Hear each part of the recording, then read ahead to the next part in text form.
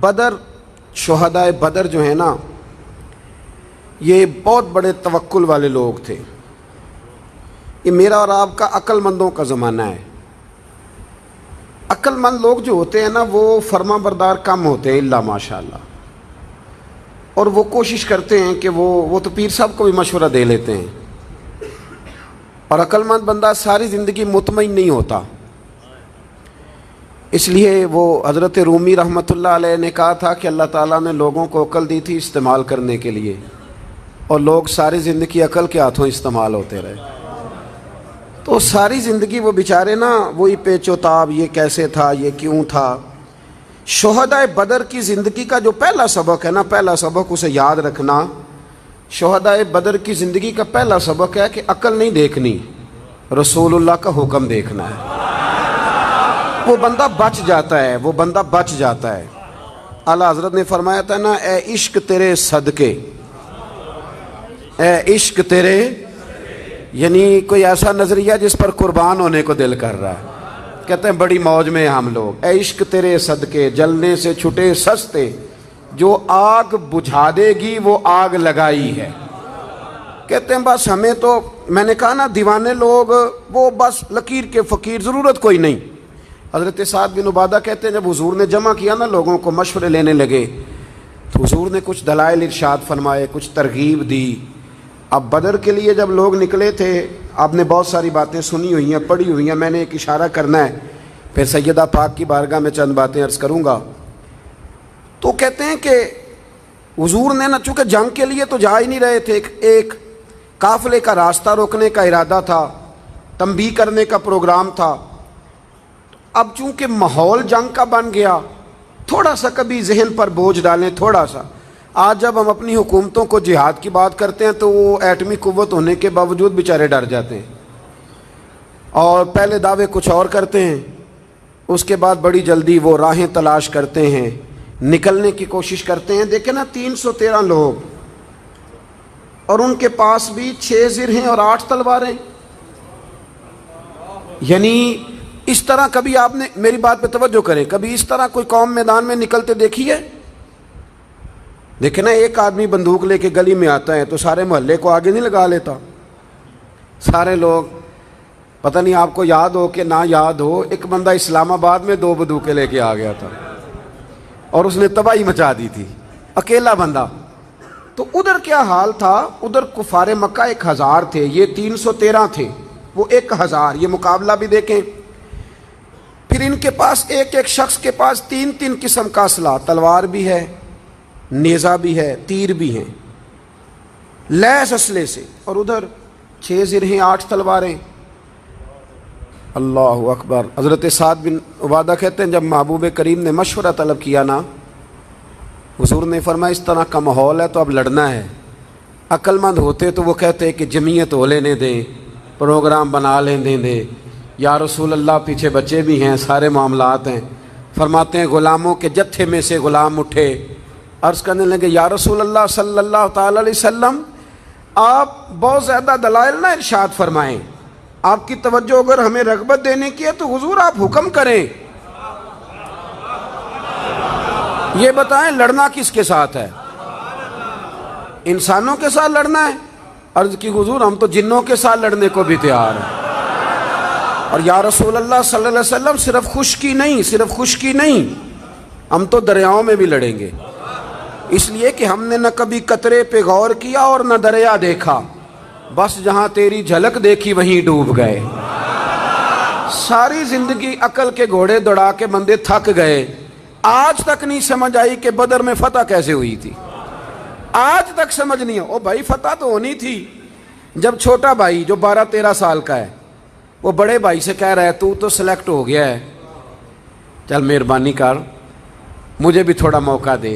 کبھی آپ نے یہ رنگ بھی دیکھا ہے کہ بچے قربان برگر مانگنے کے لیے لڑائی نہیں ہو رہی، نہ مری کی ٹکٹ کے لیے ابے سے بحث ہو رہی ہے، بلکہ چھوٹا بڑے سے کہہ رہا ہے تو سلیکٹ ہو گیا ہے، میرا قد بھی چھوٹا، عمر بھی تھوڑی ہے، چل مجھے موقع تو دے۔ عجیب نظارہ نہیں چشم فلک نے دیکھا؟ چھوٹی عمر عشق لگا سی کھیڈاں کھیڈ دی نو، مینوں کھیڈاں بھل دیاں بھل گئیاں، میں کجل پایا سی یار دے ویکھنے نو، پھر او دی یاد وچ روندیاں ہی ڈل گئیاں، حیدر شاہ اس گلی کدے نہ رول دی، پر ہن تے رول گئیاں۔ تو بڑا چھوٹے کے ساتھ کشتی کرنے لگا، جب بات شروع ہوئی تو اس کے کان میں کہتا ہے شروع ہوتے ہی کہ چل تو سلیکٹ ہو ہی گیا، ذرا گر جا، تیری مہربانی۔ جب اس انداز سے لوگ نکلتے ہیں نا تو یہ شوق ہوتا ہے، یہ جذبہ ہوتا ہے۔ صحابہ کرام کے عشق نے، ان کی غلامی نے، میں آپ کو ایک بات بتاؤں، اتنی بحث ہوتی ہے نا ہمارے ہاں، اتنی بحث ہوتی ہے، اب میرے جیسا بندہ تو ڈر کے پیچھے ہو جاتا ہے، میں کہتا ہوں یہ جو دو بندے عوام میں لگے ہوئے ہیں نا، ان کے مناظرے کا کوئی فیصلہ ہو ہی لینے دو۔ یعنی عام آدمی جس کا بالکل کوئی تعلق ہی نہیں اس بات سے، وہ بھی بحث کر رہا ہے، دلائل دے رہا ہے اور بلا وجہ الجھا ہوا ہے۔ جو کام والے لوگ تھے انہوں نے بحث نہیں کی، انہوں نے عمل کیا، انہوں نے عمل کیا۔ میرے رسول کریم صلی اللہ تعالی علیہ وآلہ وسلم نے جیسے فرمایا ویسے ان لوگوں نے عمل کیا۔ میدان بدر میں صحابہ گئے، پھر وہ لڑے۔ ایک منظر تو یہ ہے، اور دوسری جس بات کی طرف بڑا اشارہ کرنا چاہتا ہوں وہ بھی سمجھ لیں۔ کافروں کا طریقہ یہ تھا کہ وہ ساری رات انہوں نے اونٹ ذبح کیے، شراب کباب کی مجلسیں سجائیں، شرابیں پیتے رہے، گوشت کھاتے رہے، اور جناب ابو بکر صدیق فرماتے ہیں میرے محبوب کریم ساری رات ہی مصلی پہ بیٹھے رہے اور ساری رات ہی حضور دعا مانگتے رہے، اللہ کی مدد کو طلب کرتے رہے۔ یاد رکھنا کچھ کامیابیاں مصلی کی برکت سے بھی ہوتی ہیں۔ وہ جو دعا والا ہتھیار ہے نا وہ بھی کئی دفعہ انقلاب برپا کر دیتا ہے۔ ہمارا نا مصلی بڑا کمزور ہو گیا ہے، مصلی بڑا کمزور ہے۔ آپ گپ شپ کے لیے بلائیں تو 6 گھنٹے بٹھائے رکھے، اور اگر آپ کسی کو تسبیح دے دیں نا، تسبیح دے دیں۔ ایک جگہ پہ میں موجود تھا، ایک پروگرام تھا، اس میں بہت سارے لوگ تھے، میٹنگ ہو رہی تھی، تو زور سے عصر تک میٹنگ چلی تو سارے لوگ بیٹھے رہے۔ یہ مذہبی کام کرنے والے لوگ ذرا میری بات پہ تھوڑی توجہ کریں گے۔ عصر تک میٹنگ رہی تو سب لوگ بیٹھے رہے، بات چیت ہوتی رہی۔ اذان کا وقت ہوا تو ان میں سے نا کافی سارے لوگوں کو کام یاد آ گیا، اور کچھ کہنے لگے کہ ہم نہ جا کے اپنی اپنی مسجد میں پڑھ لیں گے۔ تو میں نے ان سے گزارش کی، میں نے کہا میرا خیال ہے کہ جو ہم نے طے کیا ہے نا، اگر ہم نماز بھی اکٹھے پڑھیں گے نا، پھر دعا بھی کریں گے تو اللہ تعالی ہماری اس بات میں برکت پیدا فرما دے گا۔ تو کوشش فرمائیں، کوشش کریں اپنی زندگی میں۔ نبی کریم علیہ الصلوۃ والسلام نے ہمیں درس دیا کہ صفیں بھی سیدھی کرو، جہاد کی تیاری بھی پوری کرو، محنت بھی پوری کرو، اور جب سارا کچھ کر لو نا پھر اللہ کی مدد کے لیے بھی پکارو، پھر تم مصلی پہ بھی بیٹھو، پھر عبادت بھی کرو۔ 2 باتیں آپ کی خدمت میں عرض کی، واپس لوٹتا ہوں۔ اہل بیت نبوت جو ہے نا، ان کی محبت ضروریات دین میں سے ہے۔ ہمارا مسئلہ پتہ کیا ہو گیا ہے؟ محبت لوگ کرتے ہیں لیکن وہ سمجھتے ہیں کہ شاید 1-2 بندے سے اختلاف کر کے ہی محبت پوری ہوتی ہے، حالانکہ محبوب تو چاہتا ہے کہ میرے محبوب سے ساری دنیا ہی پیار کرے۔ یہی چاہتا ہے نا محب کی خواہش ہوتی ہے کہ ساری دنیا میرے محبوب سے۔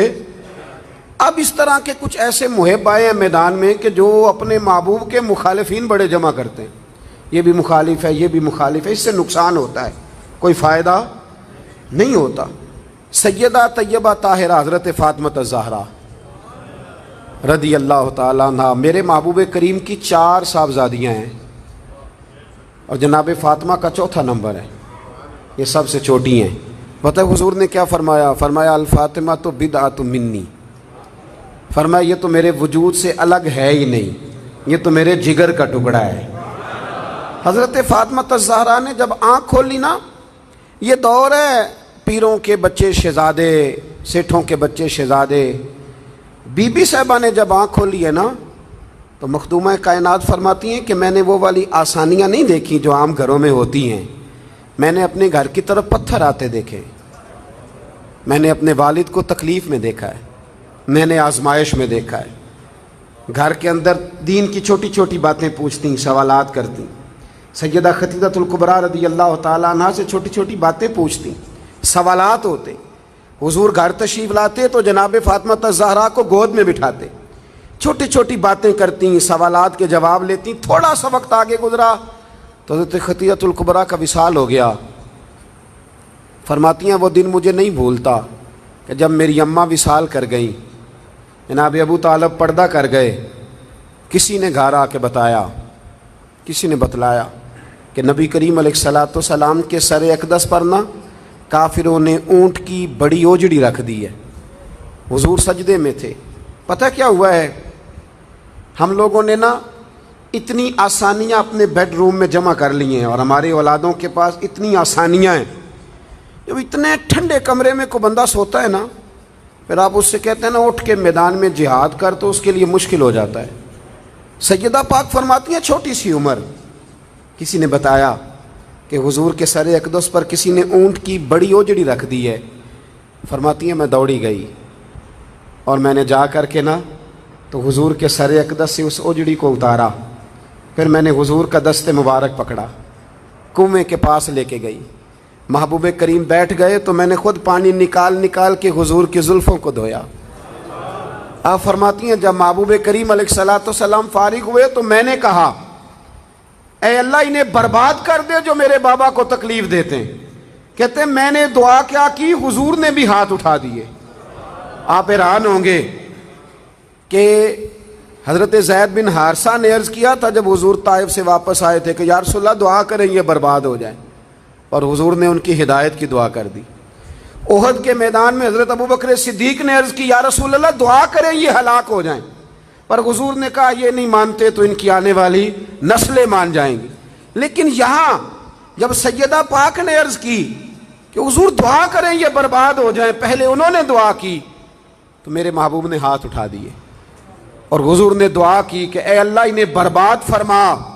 جناب فاطمہ فرمایا کرتی تھی کہ چن چن کے وہ لوگ بدر میں قتل ہوئے، وہ بدر میں چن چن کے قتل ہوئے جو تکلیفیں دیا کرتے تھے۔ اسی سارے ماحول میں جناب فاطمہ الزہرا بڑی ہوتی رہیں۔ جب آپ ایسے ماحول سے گزرتے ہیں تو پھر آپ صبر کا پہاڑ بنتے ہیں، پھر آپ حوصلے کا پہاڑ بنتے ہیں، پھر آپ میں دانائی آتی ہے، پھر آپ کے اندر وہ میری بیٹی بڑی لاڈلی ہے جی، میری بچی بڑی لاڈلی ہے، تو ہر 1.5 دن کے بعد اس کے میکے سے شکایت آتی ہے، چونکہ وہ ہم نے بنایا لاڈلا اس کو۔ حضرت فاطمہ الزہرا کہتی ہیں شروع سے ہی اتنا بھی کو لاڈلا رکھ سکتا ہے جتنا میرے محبوب نے اپنی بیٹی کو لاڈلا رکھا، اتنا بھی کو لاڈلا رکھ۔ سیرت نگار کہتے ہیں جتنی دفعہ سیدہ فاطمہ حضور کے حجرہ مبارکہ میں آتی تھی اللہ کے رسول کھڑے ہو کے استقبال فرماتے، حضور ان کا ماتھا چومتے، ہاتھ پہ بوسہ دیتے، اپنی جگہ پہ بٹھاتے۔ لیکن اس کے ساتھ ساتھ جو آزمائشیں تھیں، جو تکالیف تھیں، وہ ماحول بھی ساتھ ساتھ چلتا رہا۔ میرے دوستو اس بات کو سمجھنا، ایک دن گلی سے گزر رہی تھی، ابو جہل نے نبی کریم علیہ السلام کے بارے میں معاذ اللہ ثم معاذ اللہ نقل کفر نہ باشد کوئی بات کر دی، تو بیٹی تو میری آپ کی بھی ہو تو وہ بھی برداشت نہیں کرتی۔ یہ باپ کی نہ اصل رکھوالی بیٹی ہوتی ہے، اصل رکھوالی دروازے پہ دستک دے کے دیکھ لیں، سب سے پہلے بیٹی آئے گی دوڑ کے، بس اس کی دلچسپی ہوتی ہے نا، اس کا شوق ہوتا ہے، اس کی طبیعت ہوتی ہے۔ جناب فاطمہ الزہرا رضی اللہ تعالیٰ عنہ گزر رہی تھی تو اس نے کوئی بات کر دی، بی بی صاحبہ سے برداشت نہیں ہوا، بڑی حوصلے والی تھی، صبر والی تھی، باتیں ہی کم کرتی تھی، برداشت نہ ہوا تو فرمانے لگی ابو جہل تو بڑا رسوا ہے، میرے باپ کو تو اللہ نے بڑی عزتیں عطا فرمائی ہیں۔ اس نے غصہ کیا اور معاذ اللہ تھوڑا سا نا اس نے مار دیا جناب فاطمہ الزہرا کو۔ تھوڑی غور کرنا میری بات پہ، کبھی انسان تھوڑی سی چکی سے پیس کر باہر نکالا جائے نا تو کندن بن کے نکلتا ہے، مزہ آ جاتا ہے اسے جینے کا۔ ہمیں نا شوق بن گیا آسانیاں ہی آسانیاں، مطلب ہمارے ملک میں ڈپریشن کے اور ٹینشن کے مزید لاکھوں میں ہو گئے، اس لیے کہ تھوڑی سی بھی تکلیف برداشت کر سکتے نہیں۔ جو بس جس کے پیچھے چل رہا ہے نا وہی اس کا اپنا ہے، جس نے ذرا سی تنقید کر دی وہ تو بس ختم ہو گئی بات، وہ تو رہا ہی نہیں ہمارا۔ حضرت فاطمہ الزہرا کو جب اس نے مارا نا تو جناب فاطمہ الزہرا روتی ہوئی گھر آئیں۔ سیدہ خدیجہ الکبریٰ کہتی ہیں میں نے حضور کو اتنا پریشان کبھی نہیں دیکھا جتنا آج پریشان ہوں۔ حضور اٹھے، کبھی برادری سے شکوہ نہیں کیا، بڑے بڑے ظلم کیے قریش نے، کبھی شکوہ نہیں کیا، لیکن صاحبزادی کو مارا نا تو محبوب فرمانے لگے فاطمہ ابو سفیان کے پاس جاؤ اور ان سے جا کے کہو کہ اس نے یہ کیا ہے، اور ان سے کہو کہ آپ برادری کے بڑے، اگر آپ نوٹس لیتے ہیں تو ٹھیک ہے، ورنہ میں خود بات کرتا ہوں۔ جناب فاطمہ کہتی ہیں جب میں گئی تو جناب ابو سفیان نے مجھ سے بڑا ہی پیار کیا، بڑی محبت کی، مجھے ساتھ اٹھایا، ابو جہل کے پاس لے گئے، کہا شرم نہیں آتی؟ اپنی عمر دیکھ اور بچی کی عمر دیکھ، حیا نہیں آتی؟ اس نے گردن جھکا لی۔ تو فرمانے لگے مارو بیٹے اس کے منہ پہ تھپڑ۔ تو جناب فاطمہ اس چھوٹی سی عمر میں فرمانے لگی نا نا، میرے والد نے تو معاف کرنے کا درس دیا ہے۔ یہ جو لوگ بدلہ لیتے ہیں نا، بدلہ لیتے ہیں، یہ بدلہ لے کے بے چین رہتے ہیں۔ اگر مزہ لینا ہے نا کسی چیز کا، پھر معاف کر کے دیکھو۔ بدلہ لے کے تو بے سکونی ہوتی ہے، معاف کر کے نا، معاف کر کے دل دریا سمندروں ڈونگے، کون دلاں دیاں جانے آپ سہ کے دیکھیں کبھی۔ جو یہ مزہ ہے نا معاف کرنے کا، بدلہ لینے کا تھوڑے۔ جناب فاطمہ الزہرا رضی اللہ تعالیٰ عنہ فرمانے لگی ابا نے معاف کرنے کا حکم دیا ہے۔ ابو سفیان نے ہاتھ اٹھایا اور پکڑ کے نا بی بی صاحبہ کا ہاتھ، سیدہ پاک کا ہاتھ پکڑ کے تو 2-3 دفعہ مارا ابو جہل کے۔ فرماتی ہیں جب مارا تو میں ہنسنے لگی اور میں بڑی راضی ہو کے واپس آئی۔ جب واپس لوٹی نا، دروازے سے داخل ہوئی، کیا منظر ہے، یہ بھی کیا انوکھی محبت ہے۔ کہاں سے تاریخ ڈھونڈے گی، یہ بھی ایک جذبہ ہے، یہ بھی ایک کیف ہے۔ فرماتی روتی ہوئی آئی تھی تو حضور پھر بھی رو پڑے، اور ہنستی ہوئی آئی تو حضور پھر بھی رو پڑے۔ محبوب روئے، مجھے سینے سے لگایا، بیٹے کیا ہوا؟ یا رسول اللہ وہ مجھے کہہ رہے تھے مارو، میں تو منع کر رہی تھی پر انہوں نے میرے ہاتھ پکڑ پکڑ کے مارا ہے، پکڑ پکڑ کے۔ اللہ کے محبوب بات سن کے بڑے خوش ہوئے اور حضور نے ہاتھ اٹھا کے دعا کی کہ اے اللہ ابو سفیان نے میری بیٹی سے محبت کی ہے۔ اللہ کرے آپ کو سمجھ آئے میری بات کی۔ اے اللہ ابو سفیان نے میری بیٹی سے محبت کی ہے، اسے خالی نہ رکھنا۔ علماء کہتے ہیں ابو سفیان بدر نہیں، احد نہیں، حدیبیہ نہیں، فتح مکہ تک آتے رہے تلواریں لے کے، پر اب کریم نے فرمایا تو نے جتنا دوڑنا ہے دوڑ لے، تجھے بے ایمان نہیں رکھنا، کلمے کی توفیق دینی ہے، کیونکہ تو نے سیدہ فاطمہ سے محبت فرمائی، انہیں توفیق دینی ہے کلمے کی، کیونکہ سیدہ سے وہ آخر تک آتے رہے۔ فرمایا ابو سفیان دوڑ لو نا جہاں دوڑنا ہے، دوڑ لو جہاں دوڑنا ہے۔ تو وہ جو باقی سارے بے ایمان مر گئے اور جناب ابو سفیان کو توفیق نصیب ہوئی، انہوں نے کلمہ پڑھا۔ میرے رسول پاک نے ایک جنگ میں اپنے گھوڑے کی لگام تک ان کے ہاتھ میں دی، اور وہ جب ایمان ثابت کرنا ہوتا ہے جناب ابو طالب کا تو وہ روایت پڑھتے ہو کہ نبی کریم نے فرمایا کہ میں نبی ہوں، یہ بھی جھوٹ نہیں، اور میں عبد المطلب کا پوتا ہوں، یہ بھی جھوٹ نہیں۔ تو اس حدیث کے راوی بھی تو جناب ابو سفیان ہی ہے نا، وہی تو اس کو روایت فرماتے۔ تو میرے بھائی جناب فاطمہ الزہرا رضی اللہ تعالی عنہ سے جس نے بھی پیار کیا، جتنا بھی پیار کیا، جس رنگ میں بھی پیار کیا، عارف رومی نے لکھا ہے، وہ کہتے ہیں کہ ایک دن حضرت بلال حبشی بیٹھے تھے۔ میری باتوں کی سمجھ تو آ رہی ہے نا آپ حضرات کو؟ فرماتے ہیں ایک دن نا بیٹھے تھے حضرت بلال حبشی، تو اور بھی کچھ غلام بیٹھے تھے، تو حضرت بلال حبشی کہنے لگے یا رسول اللہ کوئی حکم؟ فرمایا نہیں، سارے کام آج کے ہو گئے، حضور اجازت ہے جاؤں؟ وہ اجازت لے کے نکلے تو ایک صحابی عرض کرنے لگے یا رسول اللہ یہ اکثر اجازت لیتے ہیں، بلال کہاں جاتے ہیں؟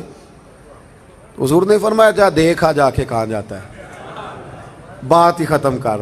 ویسے یہ بھی ایک مزہ ہے اگر آپ کبھی لیں تو، کچھ لوگوں کو نا صرف تجربے سے ہی سمجھ آتی ہے، آپ جتنی مرضی دلیلیں دیں ان کی عقل میں بات اترتی۔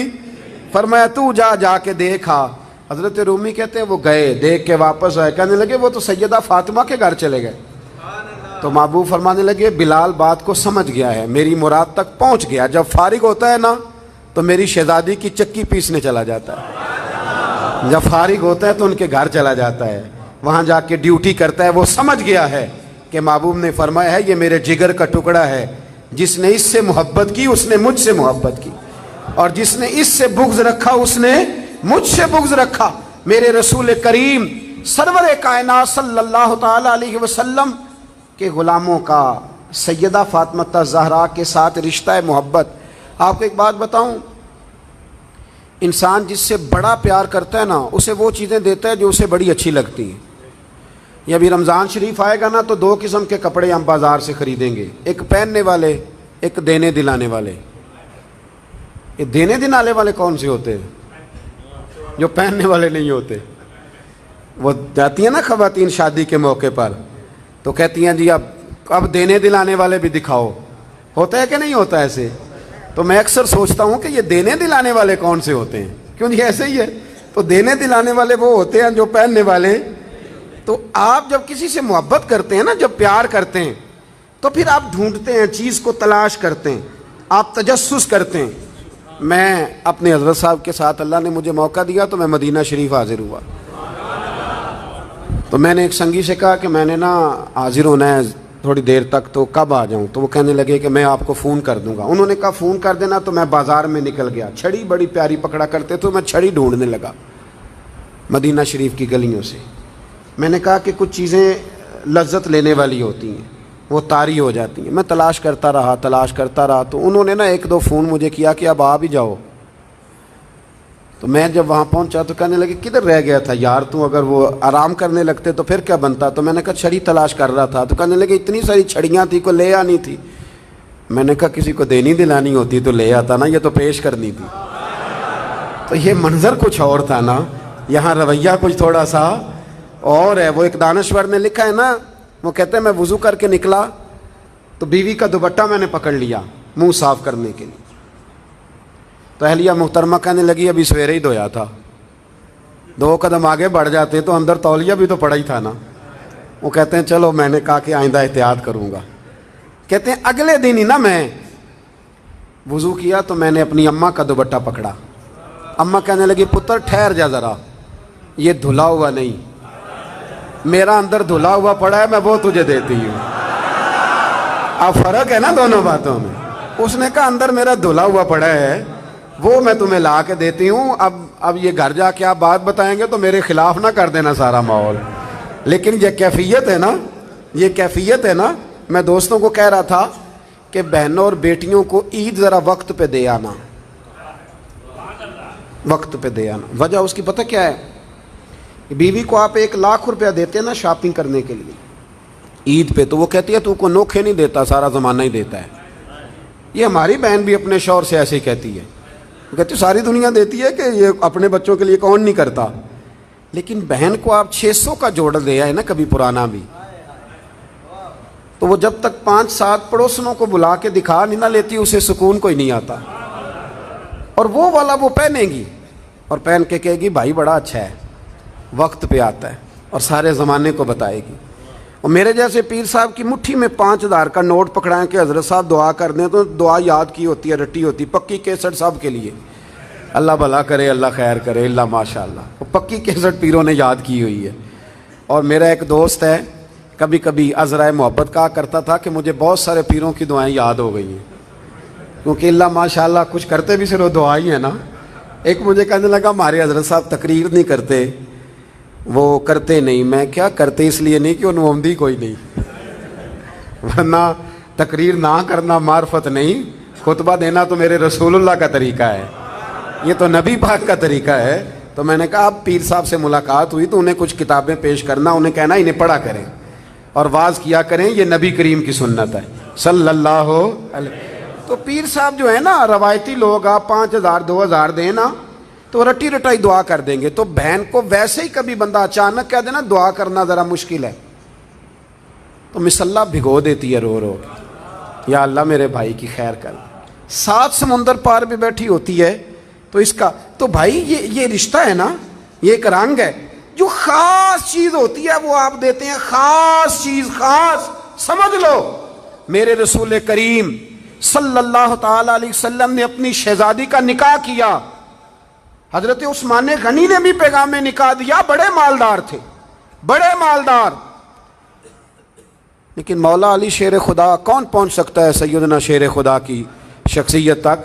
لیکن ظاہری حالت تو یہ تھی نا کہ حضرت علی کے پاس مکان بھی اپنا کوئی نہیں تھا. کتنی جائیدادیں تھی حضرت علی کی، کتنے مکانات تھے. تو میرے محبوب کریم نے وہ جو امت کو فلسفہ دیا نا کہ دین دیکھ کے شادی کرنا، حضور نے منع کیا، فرمایا عورت خوبصورت ہو لیکن بد اخلاق ہو تو اس سے بچ جانا، اس سے پرہیز کرنا، تباہ کر دے گی، مشکل کر دے گی تمہارے لیے زندگی گزارنی اگر بد اخلاق ہے تو میرے رسول کریم نے وہ جو امت کو درس دیا وہی اپنی شہزادی کے لیے، سب سے پیاری بیٹی کے لیے حضرت عثمان کی بھی تو بڑی شان ہے نا، حضور نے 2 شہزادیوں کا نکاح کیا، لیکن سیدہ فاطمہ الزہرا رضی اللہ تعالیٰ عنہ کے لیے اور بھی کئی پیغامات آئے، جناب عمر کا پیغام بھی آیا اور بھی، لیکن حضور علیہ السلام نے مولا علی کے ساتھ نکاح فرمایا۔ کیوں؟ اس لیے کہ فرمایا میں فاطمہ تیرا نکاح ان کے ساتھ کر رہا ہوں جو اللہ کو بھی بڑے محبوب ہے اور اللہ کے رسول کو بھی بڑے محبوب۔ تقوی، پرہیزگاری، دیانتداری، عدل، شجاعت، یہ چیزیں دیکھ کر حضور نے نکاح کیا۔ بڑا کچھ دیتے ہم بیٹیوں کو، اور آج تو اللہ نے آسانیاں کر دی ہیں۔ کوئی اتنا غریب ہے اس مجمع میں جس کی بیٹی اتنا کام کرتی ہو کہ ہاتھوں پہ چھالے پڑ جائیں؟ ہے کوئی اتنا غریب؟ ویسے آپ سویرے رونا سن لیں نا ہم لوگوں کا تو ہر چوتھا آدمی روئے گا کہ میری طرح کا غریب کوئی نہیں، میری بچی بڑی دکھی ہے، ہر چوتھا آدمی۔ لیکن سیدہ فاطمہ الزہرا رضی اللہ تعالیٰ عنہ اتنا کام کرتی تھی کہ ہاتھوں پہ چھالے پڑ جاتے۔ حسنین کریمین کی عمروں میں زیادہ فرق نہیں تھا، دونوں کو سنبھالنا، پھر آٹا بھی گوندنا، گھر میں جھاڑو بھی دینا، پھر چکی بھی پیسنا، اور اس کے باوجود ٹائم بچا لینا، اور پھر رات کو مصلی بھی بچھا لینا، اور پھر ساری رات اپنے رب کو راضی بھی کرنا، اور اس کے باوجود سخاوتیں بھی کرنا۔ میں سیرت کی کچھ کتابیں دیکھ رہا تھا، تو البدایہ والنہایہ سے لے کر اب تک میں نے کافی ساری کتب کو دیکھا، تو ایک بات بڑی عجیب سی میری نظر سے گزری، میں حیران رہ گیا۔ تمام سیرت نگاروں نے لکھا ہے کہ حضرت فاطمہ الزہرا رضی اللہ تعالیٰ عنہ کے گھر میں مہینہ چولہا نہیں جلتا تھا، مہینہ۔ یہ بات کہنی بڑی آسان ہے اور کرنی بڑی، دوپہر کے جس سالن کے ساتھ روٹی ملتی ہے نا، شام کو وہی بچوں کو دے دے تو بچے برگر لینے چلے جاتے ہیں، وہ کہتے ہیں یہ نہیں ہم سے کھایا جاتا، یہ آپ نے کیا، وہ دوپہر کو بھی وہی تھا اور اب بھی وہی کھائیں، اور مہینہ چولہا نہ جلنا۔ ہر کتاب میں آپ کو ملے گا کہ مہینہ بس سرکے پہ، کھجور پہ، دودھ پہ گزارا ہے، مہینہ چولہا نہیں جلا۔ پر مزے کی بات یہ ہے کہ اسی کتاب کے اگلے صفحے پہ یہ بھی لکھا ہے کہ چولہا مہینہ نہیں جلا، پر دروازے پہ جو مانگنے آیا ہے اسے جھولی بھر کے عطا فرمایا۔ مالا مالے سخی نہیں ہوندے تے سخیاں کول مال نہیں ہوندا، مالا والے سخی تے سخیاں کول مال، پر ایتھے اوتھے دوویں جہان نہیں، سخی کنگال نہیں ہوندا۔ یہ بھی بات پکی ہے کہ وہ کنگال بھی ہو سکتا۔ ہم نے نا یہ ٹھیکہ لے لیا ہے کہ سخاوت کرے گا MNA MPA، وہ بیچارہ کیا سخاوت کرے گا، وہ تو رمضان کا مہینہ ہے، تو صبح 9 بجے بیویاں جائیں گی زکوٰۃ لینے، انہیں پتہ چلے گا کہ سیٹھ صاحب ناشتہ کر رہے ہیں، پھر تھوڑی دیر کے بعد خبر آئے گی کہ وہ بریڈ ٹھنڈا آ گیا تھا تو نوکر گرم لینے گیا، اور پھر تھوڑی دیر کے بعد خبر آئے گی کہ اب وہ اخبار پڑھ رہے ہیں، پھر وہ باہر آئیں گے اور آ کے فرمائیں گے تم لوگ سویرے ہی آ جاتے ہو، تم سونے بھی نہیں دیتے۔ اور اس طرح کی زیادتی ہوتی ہے کئی دفعہ کہ برقع پوش عورت سے سیٹھ صاحب کہہ رہے ہیں باجی آپ وہی نہیں جو پہلے بھی آٹے کا تھیلا لے گئی تھی، اور یہ برقعے میں کیا پتہ چلتا ہے وہی نہیں۔ شرم آنی چاہیے، اللہ سے ڈرنا چاہیے کہ اس نے دینے والا بنایا ہے۔ بے پروائی ویک سجن دی جتھے کسے دی پیش نہ جاوے، انہیں تاجاں والے در در رولے تے منگتیاں تخت بٹھاوے، سجنا کسے نو کارا ملدا ہی کوئی کعبے او خالی آوے۔ تھوڑی احتیاط کریں، اگر اللہ نے دینے والا بنایا ہے نا۔ امام شافعی سے کسی نے کہا تھا کہ میں رہی تو خواہش ہے کہ کچھ دوں، پر کوئی حقدار بندہ ہی نہیں ملتا، کوئی ملے تو دوں نہ۔ تو امام صاحب مسکرانے لگے، کہنے لگے حضور آپ مسکرائے کیوں؟ تو فرمانے لگے سوچ رہا ہوں کہ جو کچھ اللہ نے تجھے دیا ہے تو اس کا حقدار تھا، تو حقدار تھا۔ جب رب کریم نے اپنے فضل سے دے دیا ہے تو اللہ کے بندوں کو تلاش کرتا پھرتا ہے، ٹٹولتا پھرتا ہے۔ تو تھوڑا سا نا سمجھیں چیز کو۔ ہم نے سخاوت امیروں کے ذمہ لگا دی۔ اگر میرا نالائق بیٹا نہیں پڑھتا اور میری بہن کا بیٹا لائق ہے تو میں خرچہ اس پہ کیوں نہیں کر دیتا، اس پر کیوں توجہ نہیں کرتا؟ وہ جو دارالعلوم کا غریب بچہ جس کے اندر بڑا ٹیلنٹ ہے، بڑا قابل ہے، لیکن اس کے پاس سرمایہ نہیں اس کے باپ کے پاس کہ وہ اسے لے کے آگے بڑھے، تو ہم اس کا ہاتھ کیوں نہیں تھامتے؟ ایک ایک دو بچے کا خرچ کیوں نہیں اٹھاتے؟ ہم یہ توجہ کیوں نہیں کرتے؟ یہ ذہن کیوں نہیں بناتے؟ ایک خاتون آئی سیدہ فاطمہ الزہرا کے پاس، اس نے کہا بی بی صاحبہ ایک مسئلہ پوچھنا ہے۔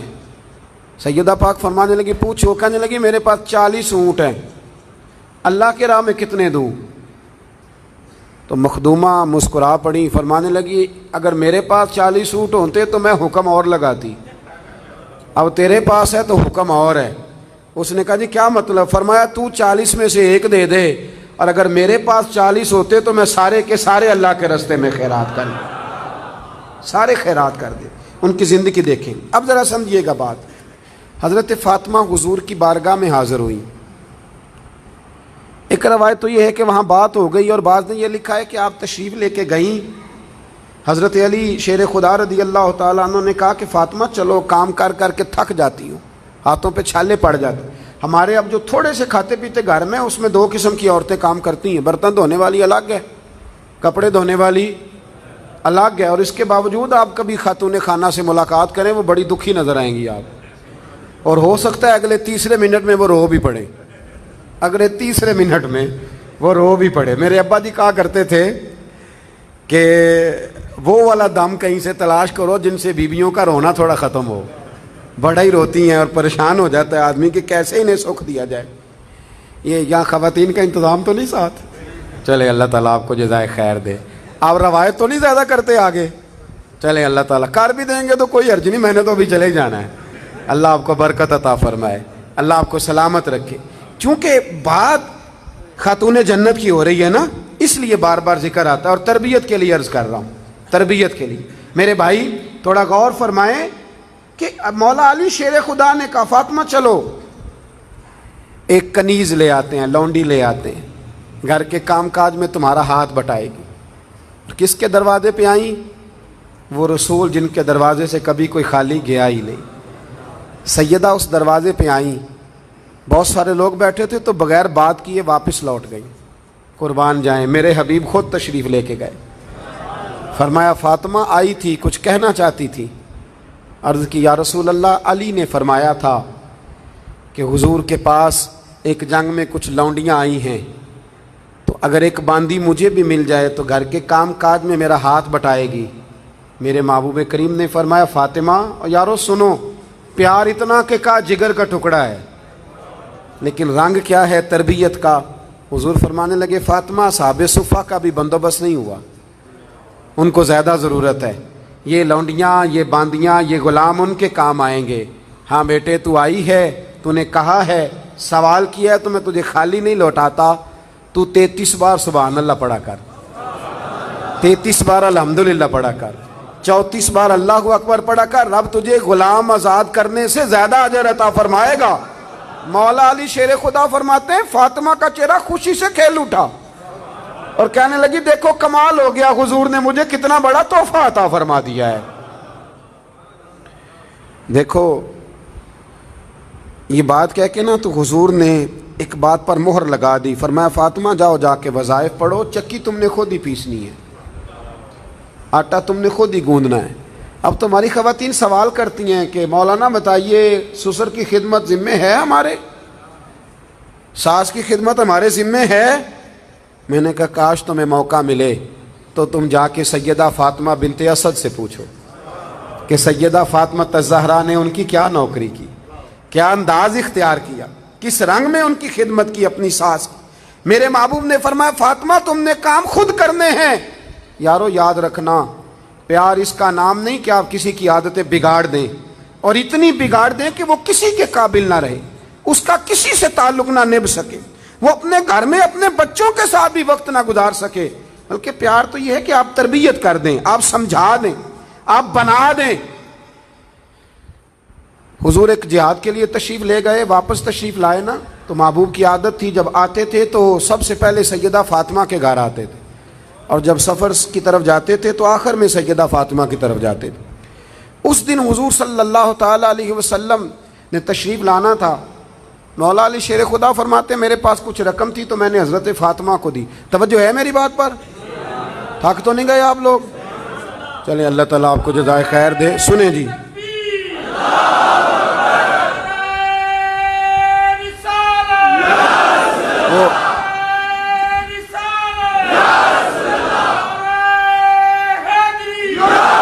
اللہ آپ کو جزائے خیر دے، اللہ آپ کو برکت دے۔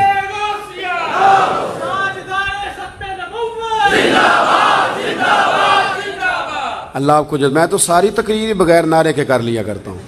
اللہ آپ کو خوش رکھے اور آپ کے چہرے مسکراتے ہیں, آپ جوش میں نظر آتے ہیں. اللہ تعالیٰ آپ کو ہمیشہ ہنستا مسکراتا ہی رکھے.